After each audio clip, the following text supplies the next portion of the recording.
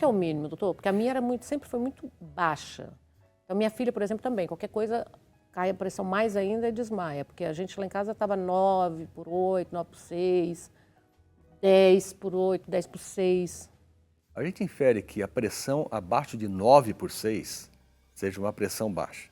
Entretanto, se a sua pressão é 9 por 6 Você está ok? e você se sente bem, o organismo trabalha bem, está tudo certo, está ótimo, é assim.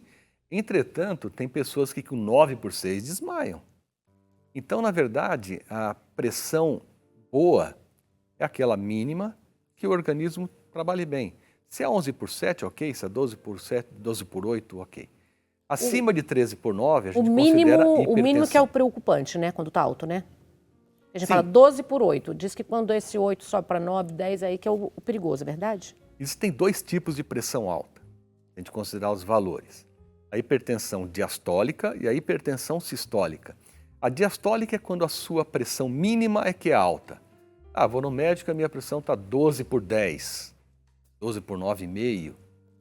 E tem a hipertensão sistólica, que é a máxima. Você chega lá, está com 16 por 8. E existe a mista, é a mais frequente. Você tem a mínima e a máxima aumentadas, 16 por 10, por exemplo. Independente de ser a mínima mais alta ou a sistólica, a máxima mais alta, tudo é preocupante. Por quê? Porque até hoje, a hipertensão arterial, que é a pressão alta, é o principal fator de risco para produzir infarto e derrame.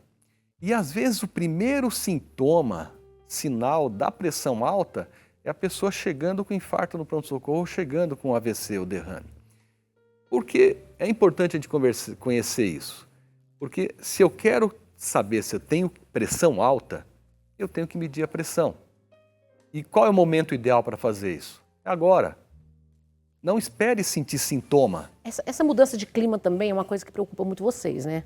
Quando dá mudança de clima bruto, assim, verão para inverno, que geralmente acontece muitos infartos, que a gente sabe. Sim.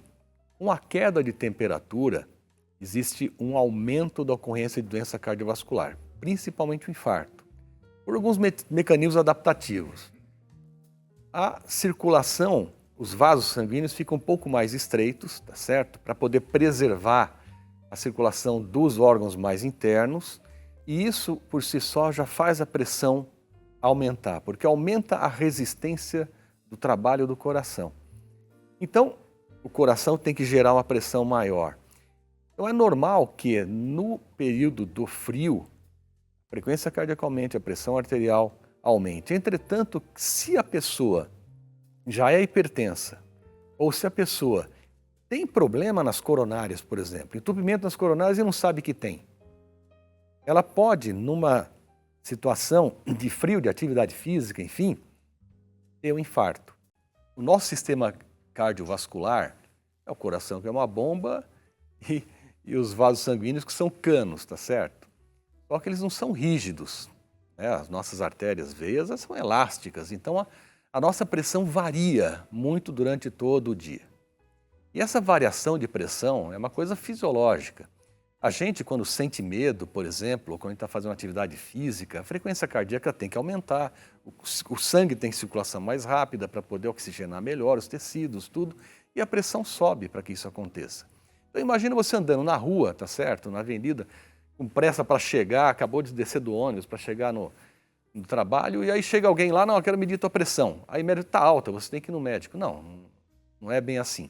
Para medir a pressão, você tem que estar descansado pelo menos 5 minutos, não ter comido muito, não ter fumado, não ter bebido, não estar com vontade de ir no banheiro, tá certo? Sentadinho, sentar com as pernas cruzadas. A posição do braço tem que estar Posição do braço, normalmente a gente pede para medir sentado, com a altura do braço na altura do coração. Nossa, é... E aí você pode medir com aparelhos manuais, né, digitais, de pulso ou de braço, enfim, ou alguém medir para você.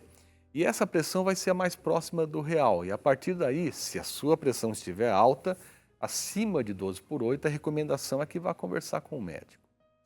12 por 8. Isso. Essa, na verdade, é uma pressão que, Sim, durante muitos anos, foi tida demorou-se como... para chegar que essa realmente é ideal. Para você ter uma ideia, quer dizer, quando eu comecei a estudar medicina, na década de 80, tinha-se que Acima dos 50 anos, o normal era ter 15 de pressão. Acima dos 60 anos, 16 de máxima. 17, não, no idoso é assim. Hoje a gente sabe que isso daí caiu tudo por terra. Quanto mais baixa a pressão, mais tempo de vida a pessoa vai ter. Ah, é? E se você tiver, por exemplo, a minha pressão é 13 por 8. Puxa, mas se fosse 12 por 8, você ia viver uns 5 anos mais. Então, na verdade, a melhor pressão para o nosso organismo é aquela mínima suficiente para o organismo trabalhar bem. Mas qual que é o mínimo, doutor? Porque a minha sempre foi muito baixa. Então, minha filha, por exemplo, também. Qualquer coisa, cai a pressão mais ainda e desmaia. Porque a gente lá em casa estava 9 por 8, 9 por 6, 10 por 8, 10 por 6. A gente infere que a pressão abaixo de 9 por 6 seja uma pressão baixa. Entretanto, se a sua pressão é 9 por 6 Você está ok? e você se sente bem, o organismo trabalha bem, está tudo certo, está ótimo, é assim. Entretanto, tem pessoas que com 9 por 6 desmaiam. Então, na verdade, a pressão boa é aquela mínima que o organismo trabalhe bem. Se é 11 por 7, ok. Se é 12 por 7, 12 por 8, ok. Acima de 13 por 9, a gente considera hipertensão. O mínimo que é o preocupante, né? Quando está alto, né? A gente Sim. fala 12 por 8. Diz que quando esse 8 sobe para 9, 10, aí que é o perigoso, é verdade? Existem dois tipos de pressão alta. A gente considerar os valores. A hipertensão diastólica e a hipertensão sistólica. A diastólica é quando a sua pressão mínima é que é alta. Ah, vou no médico, a minha pressão está 12 por 10, 12 por 9,5. E tem a hipertensão sistólica, que é a máxima. Você chega lá, está com 16 por 8. E existe a mista, é a mais frequente. Você tem a mínima e a máxima aumentadas, 16 por 10, por exemplo. Independente de ser a mínima mais alta ou a sistólica máxima mais alta, tudo é preocupante. Por quê? Porque até hoje, a hipertensão arterial, que é a pressão alta, é o principal fator de risco para produzir infarto e derrame. E às vezes o primeiro sintoma, sinal da pressão alta, é a pessoa chegando com infarto no pronto-socorro ou chegando com AVC ou derrame. Por que é importante a gente conhecer isso? Porque se eu quero saber se eu tenho pressão alta, eu tenho que medir a pressão. E qual é o momento ideal para fazer isso? É agora. Não espere sentir sintoma. Essa mudança de clima também é uma coisa que preocupa muito vocês, né? Quando dá mudança de clima bruto, assim, verão, inverno, que geralmente acontece muitos infartos, que a gente sabe. Sim. Com a queda de temperatura, existe um aumento da ocorrência de doença cardiovascular, principalmente o infarto, por alguns mecanismos adaptativos. A circulação, os vasos sanguíneos ficam um pouco mais estreitos, tá certo? Para poder preservar a circulação dos órgãos mais internos, e isso por si só já faz a pressão aumentar, porque aumenta a resistência do trabalho do coração. Então, o coração tem que gerar uma pressão maior. Então é normal que no período do frio, a frequência cardíaca aumente, a pressão arterial aumente. Entretanto, se a pessoa já é hipertensa, ou se a pessoa tem problema nas coronárias, por exemplo, entupimento nas coronárias e não sabe que tem, ela pode, numa situação de frio, de atividade física, enfim, ter um infarto. Então, aumenta-se no inverno em torno de 30% a ocorrência de infarto nos hospitais. É importante a gente colocar também a questão de altitude, né? Você vai para um território de altitude, por questão da pressão barométrica, a sua pressão arterial normalmente vai aumentar e a frequência cardíaca aumenta também. Quando você vai para a praia, ou quando está calor, isso é o contrário, isso diminui. Tem, então, por exemplo, um período para adaptação? Por exemplo, a pessoa, todo mundo fica falando, né? Campos do Jordão, maravilhoso, para a saúde dos idosos, já foi considerada a cidade que os idosos mais gostavam de morar. Mas quando você vai para um lugar que tem altitude, né? Um lugar mais alto, e você sabendo já que aumenta a pressão, tem um período que o organismo já dá uma adaptada?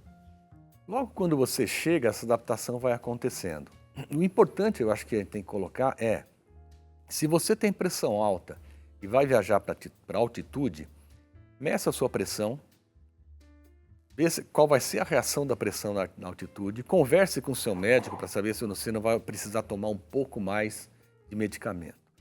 E ao contrário também, se você vai para a praia, a pressão é mais baixa ao nível do mar e talvez você vai ter que reduzir a dose dos medicamentos que você toma. Tudo isso é muito individual, Mas é detalhe que ninguém mas é fala, importante a gente conversar. E principalmente na população mais idosa. Porque é o que sente menos sintoma, fala, conversa menos, né? Toma mais remédio. E aí, essa adaptação do sistema cardiovascular também já é mais difícil. Os vasos sanguíneos já são um pouquinho mais endurecidos, então eles relaxam menos, ou eles fazem essa motilidade vascular de maneira mais devagar. Então, às vezes, os idosos sentem mais essas variações, tanto de temperatura quanto de altitude. Via de regra, a gente quase todo ano a gente escuta, quer dizer, quando existem ondas de calor, porque isso acontece também no aquecimento, né? Para cada grau que cai a temperatura, ou para cada grau que sobe a temperatura, tudo acima de 21 graus, isso aumenta a mortalidade cardiovascular. Isso é estudo já bem documentado. Então, os idosos são os que falecem mais, quer dizer, que vão mais a óbito em ondas de frio e ondas de calor. Por quê? Porque eles têm um sistema cardiovascular que não tem tanto espaço para adaptação como a gente tem. E acontece mais isso no amanhecer? Sim, normalmente... Porque passou o período dormindo, né, quando acorda. Exato. A gente tem o nosso sistema cardiovascular, ele, como eu comentei, você não tem 12/8 o dia inteiro. Quando a gente acorda, a pressão se eleva, depois do almoço ela vai reduzir, no final do dia ela vai aumentar de novo e depois das 10 da noite ela vai abaixar. E quando você dorme, ela despenca. É onde o sistema cardiovascular vai descansar, como se estivesse refazendo, então a pressão fica bem baixa, a frequência cardíaca mais baixa. Esse é o ritmo circadiano normal.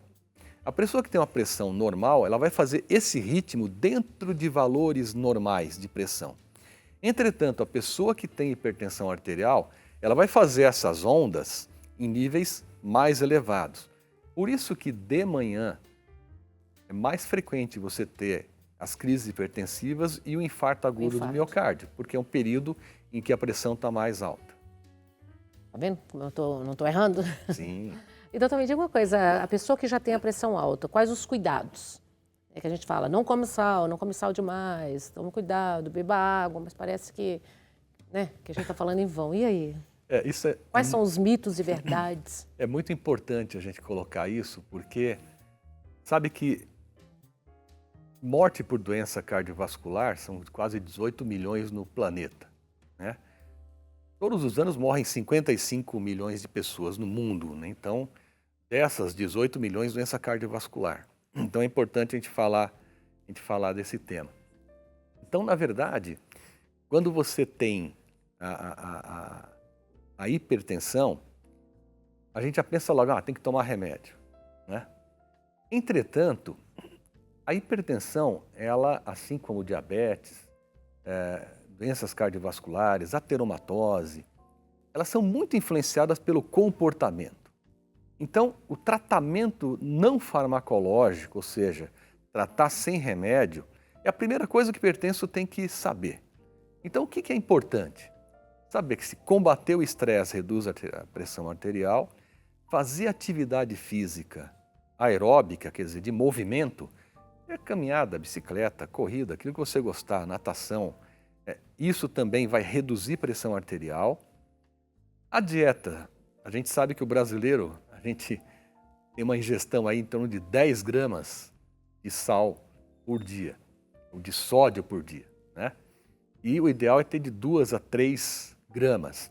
Então a gente tem que comer menos sal, porque o sal leva também ao aumento da pressão arterial. Então a dieta com pouco sal. Uma dieta com alimentos saudáveis.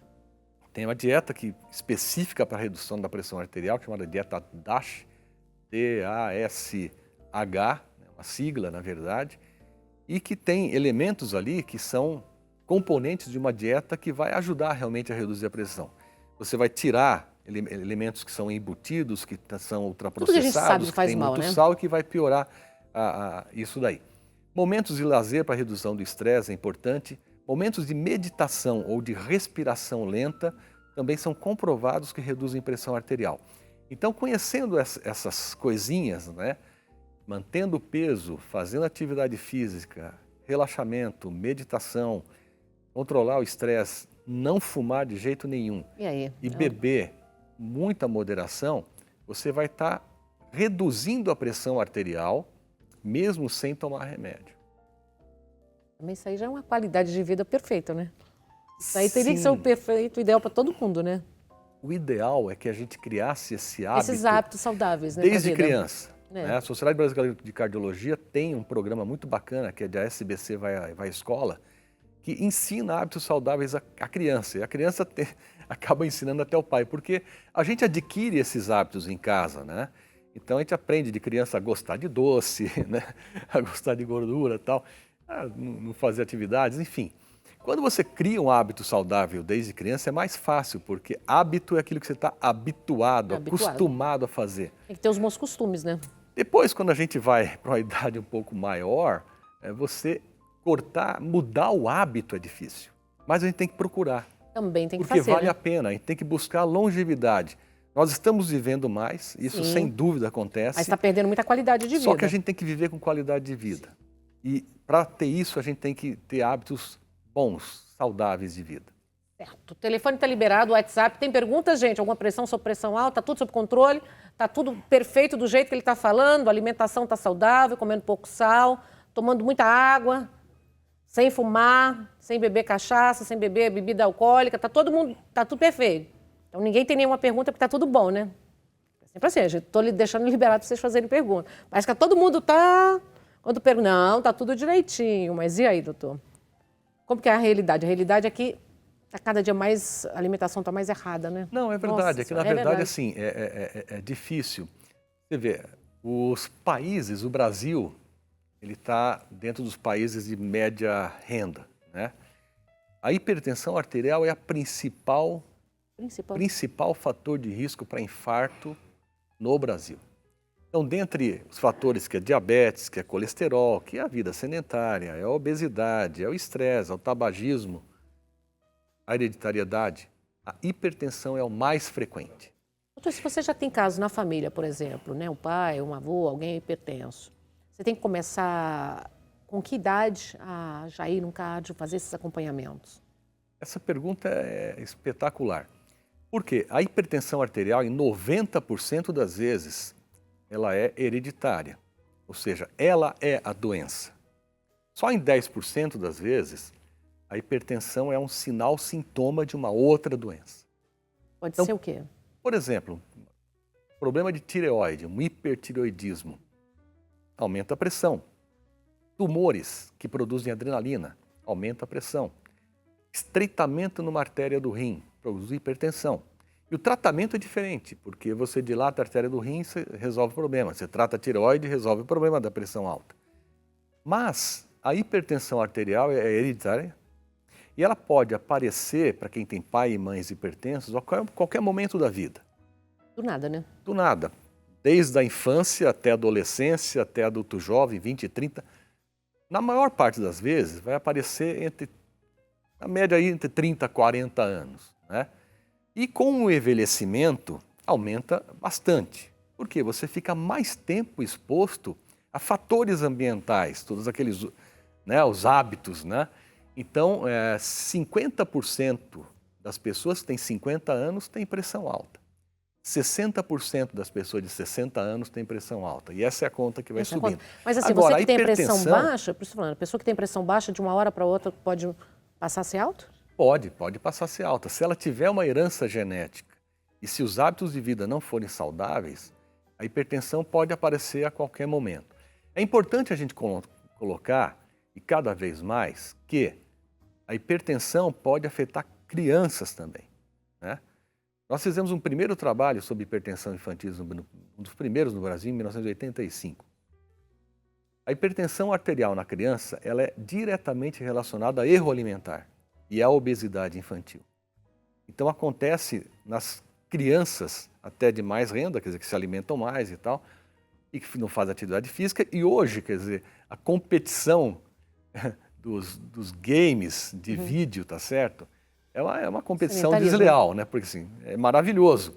Entretanto, a gente tem que saber dosar e principalmente para as crianças, que elas têm que fazer atividade física, né? Não só ficar em casa numa tela.